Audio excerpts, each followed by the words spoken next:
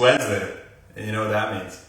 It's Wellness Wednesday! How you guys doing today? Happy Wellness Wednesday, you guys. We saw you yesterday for a Super U raffle, and we're back at it again with some very, very, very interesting information.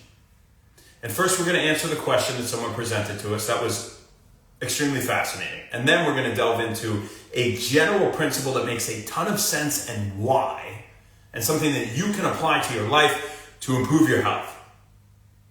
Happy birthday, Shay. We're going to sing to your ass at the end.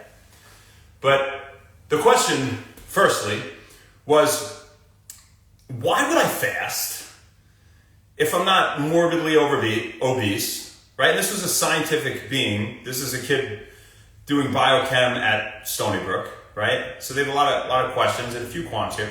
Why would I fast to better body composition and improve my insulin sensitivity and promote muscle growth, whereas I could just do that by eating my healthy fats and protein and fiber, and I could work out, and I could just increase my levels of IGF-1, insulin-like growth factor 1. Just think muscle growth with that. Don't get caught up in the name. Muscle growth, okay? Stimulates NPS. That's how we talked about NPS recently. And not fast. Why wouldn't I just do that and not fast? This way I don't take that time, if I'm not morbidly obese, to break down all this stuff in my body, and I could just get right to the muscle building. And why would I not do that? That's a great question. That's a great question. I actually have the chills that somebody wanted to ask that question, that they care that much about something like this. But the answer is extremely fascinating. And in short, for all of you, it's that fasting doesn't promote muscle growth at the time. Your insulin's not functioning better at the time. It's not even active. Insulin's in your blood when you eat sugar. Makes your cells absorb sugar, use it for energy, or go transport it, store, whatever. It's on the back end.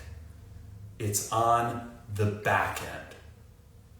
And this principle is very interesting, of healthy forms of stress, improving things on the back end afterwards. And we're going to talk about that after, because that's just something I went down a rabbit hole on today, and we're going to dive into.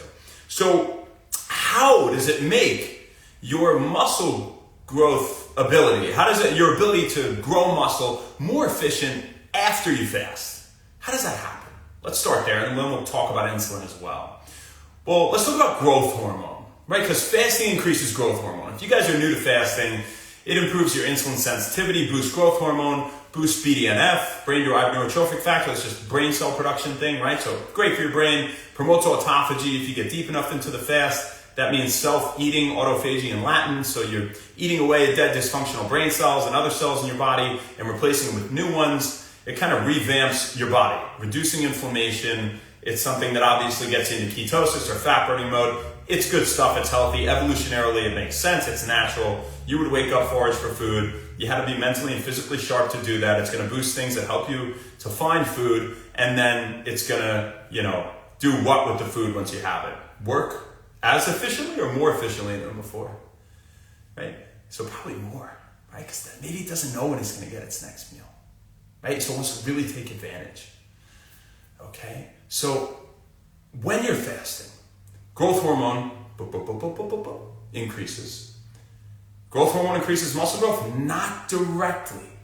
And this is what's a really interesting caveat. Typically, growth hormone increases IGF-1, which increases NPS, or muscle protein synthesis, we can say, or muscle growth, right? So growth hormone, muscle growth, indirectly through IGF-1 increase is the really important part there. When you're fasting, growth hormone, IGF-1.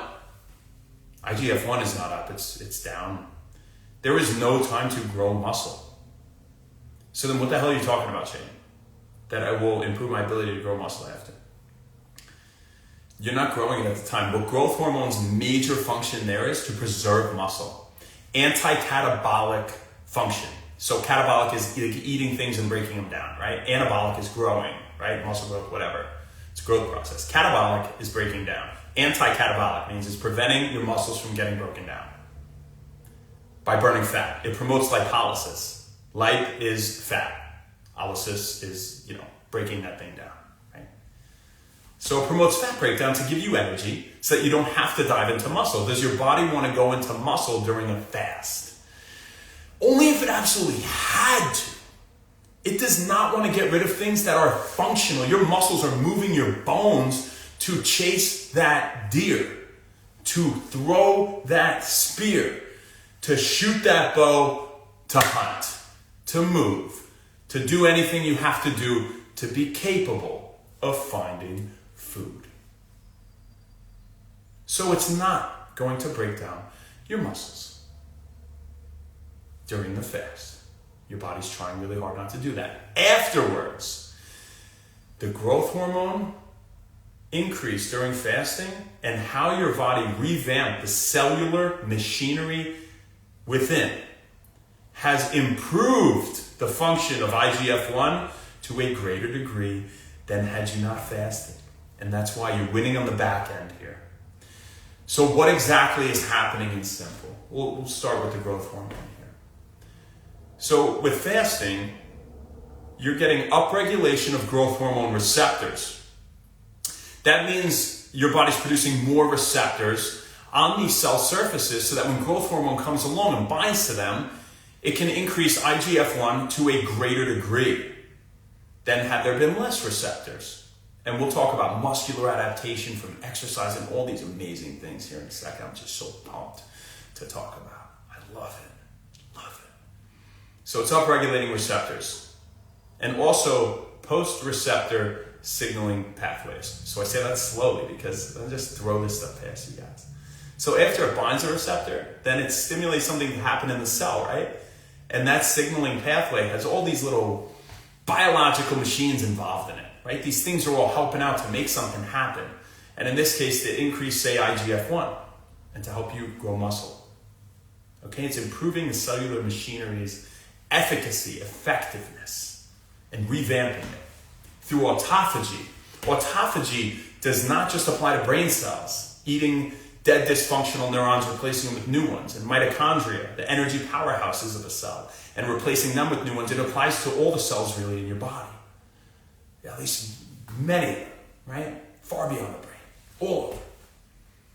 So that applies to where growth hormone is going to be acting too, and IGF-1. And so we're revamping this cell. Now through reducing inflammation, promoting autophagy, and improving insulin sensitivity, aside from just upregulating receptors and the activity within a cell in that pathway after it binds the receptor, there is greater effectiveness to build muscle after the fast, so long as you do it right. And I pretty much yelled that at you because I said in this room sounds like a yell, like nice echo in here. You got to feed yourself right after the fast, or it ain't going to work. It ain't going to work. Your body's overly stressed. It ain't going to work. If you're going to do that in, some healthy form of stress and fast, especially for a long period, you better fill up right. For this cellular machinery to have the components to function optimally, to work well. And that's a lot of protein, namely things high in L-leucine, the amino acid most involved in muscle growth, or MPS, right? And so a lot of, fatty fish, salmon and mackerel, tuna, herring, sardines, anchovies, trout, right? We say this stuff all the time, like a program. Chicken breast, no antibiotic, no hormone, right? Lean pork chops, turkey, no antibiotic, no hormone, grass-finished beef, all that kind of good stuff.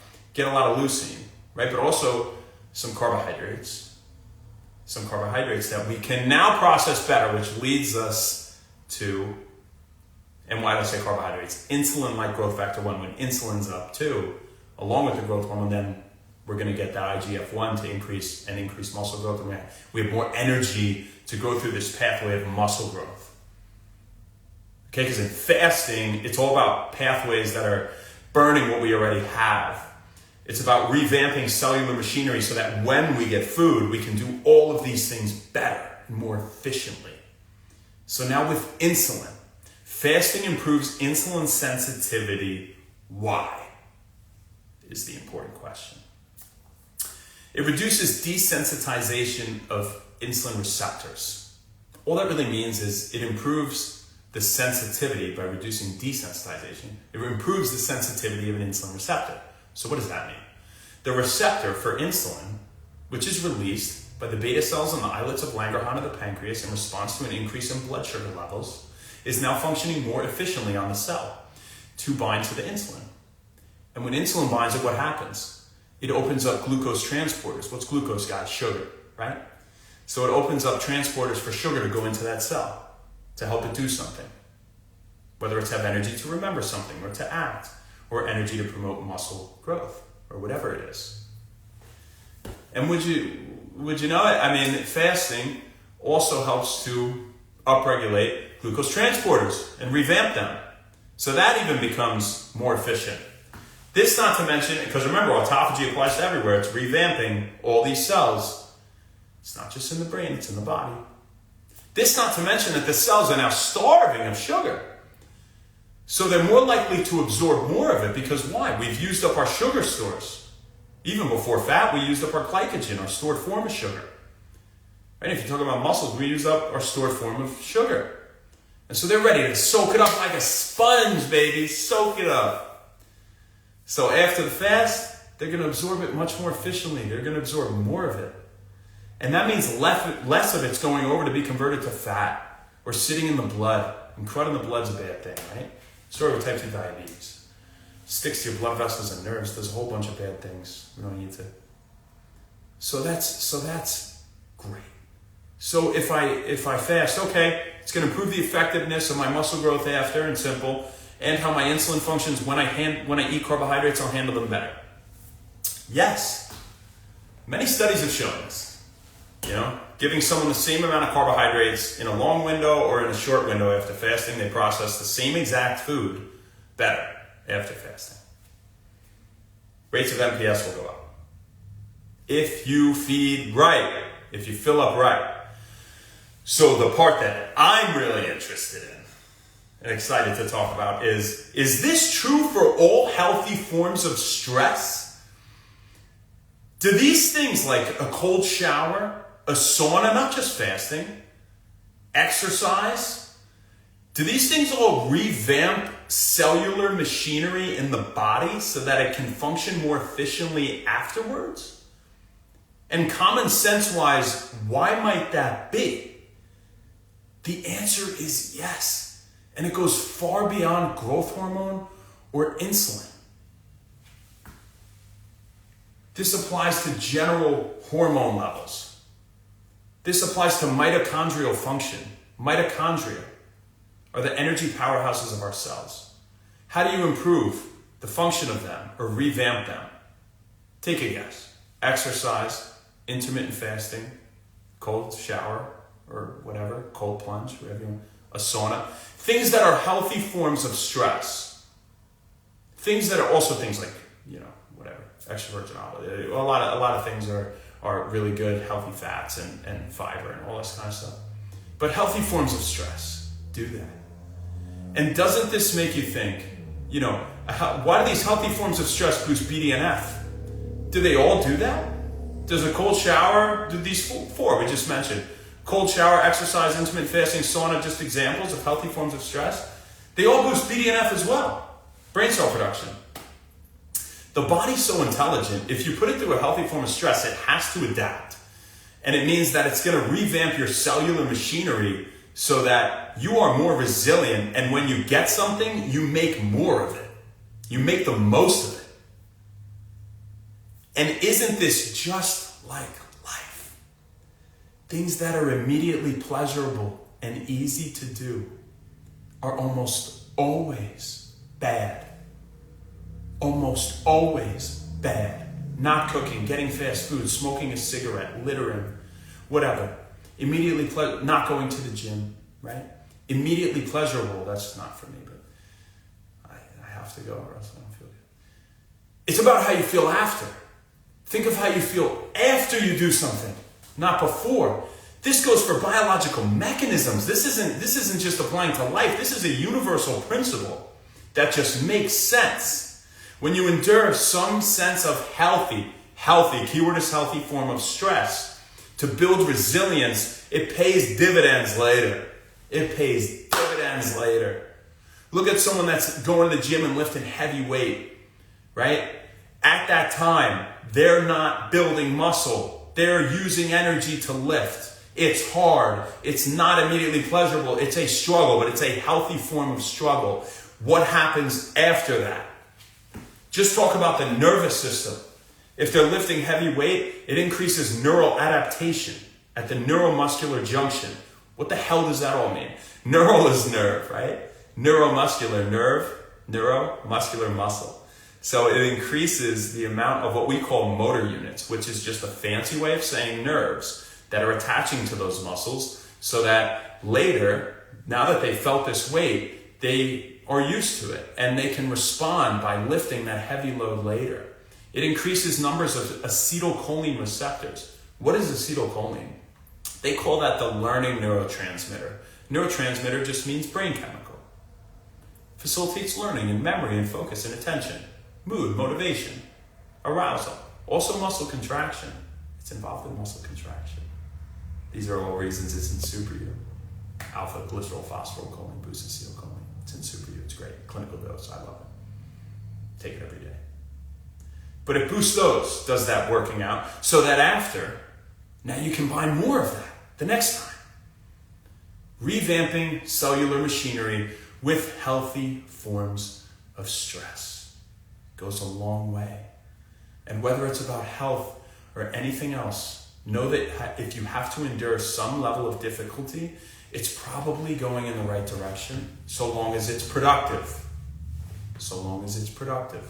And so long as after you reward yourself. I say that because the real reward is taking good care of yourself, right? It doesn't mean go smoking a cigarette after. It means feeding yourself right after a fast or after a workout or getting ample amounts of sleep and trying to be less stressed and not putting as much of a load on your body when you're in the recovery phase. So if you don't balance and you burn the candle at both ends, that whole revamping the machinery thing, what the hell is it going to use to do anything good? You didn't give it anything good after that. And so that's what we got for you guys today. Just so fascinating, I think, how that principle applies to life and biology, and it's kind of a universal mechanism that we see, you know. So some of you, before I read any of this, you might be asking a question like, Shane, I study science and I know that foods like blueberries, wild-caught salmon, and dark chocolate, and avocado, extra virgin olive oil, they boost BDNF right there. So explain that. That's not a back-end thing. It's not all a back-end thing. Yeah, they boost BDNF because they're involved in the pathways that BDNF, they might improve the signaling of BDNF or receptor activity of this and that, something at the time to increase it directly. And that absolutely happens as well. But you could also do that after a healthy form of stress and eat the same healthy things, and that's what I do. And I feel great. So I fast hard, I feed hard, right? Just talking about fasting. I work out hard, I feed hard, I sleep hard. I reduce stress, I do mindfulness techniques. I go outside in the morning and listen to the birds and meditate and talk to God, whatever God is. I'm not really religious at all, right? Mental, physical, and spiritual fortification of yourself goes a long way. Respect yourself with hard work in the beginning and then with replenishment afterwards, in the healthy sense. Who do we got on here? That's right, Vegas Nerve Therapy, yes sir. Zero Limit Fitness, Ben, what's up, dude? Cuomo, Skin and Soul Sanctuary, how are you, my darling? Good to see you on here. Hawk Flyer, dude, I love it. You know, Bill Nye the Science Guy was dope, dude. It was dope. Jeremy, mommy, what's up? Joe. Hell yeah, thank you, brother. I appreciate that. Das, what's up? Yeah, so here's the other thing, and I work out, I'm glad actually you said that. So when you're working out, right?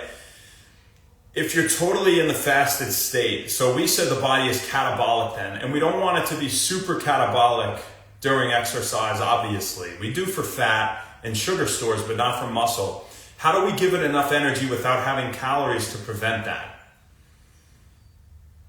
Creatine. Creatine is amazing. Your body will go through the creatine even before sugar or fat. It goes through that phosphagen pathway first. You can look it up. It's interesting. So it'll delve into the phosphagen pathway where creatine phosphate donates a phosphate group to ADP to make more ATP, give you energy. Creatine has a myriad of benefits, but that's one big one. Increases muscle growth, increases satellite cells,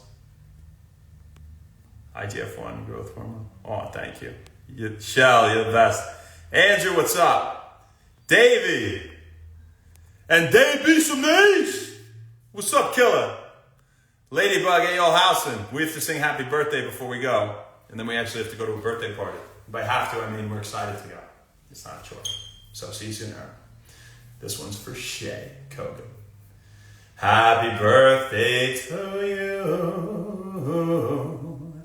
Happy birthday to you. Happy birthday, dear Shay. Rhymes nice at the end there. Happy birthday to you. So many more.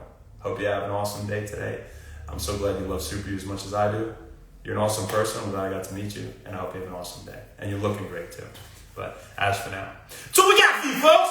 We'll see you next Wednesday, baby. I'm not sure where, I'm not sure when. But I will see you then. You are damn right. And I can't wait for it. Have an amazing rest of your night. Thank you so much. Happy winning moments. Ciao.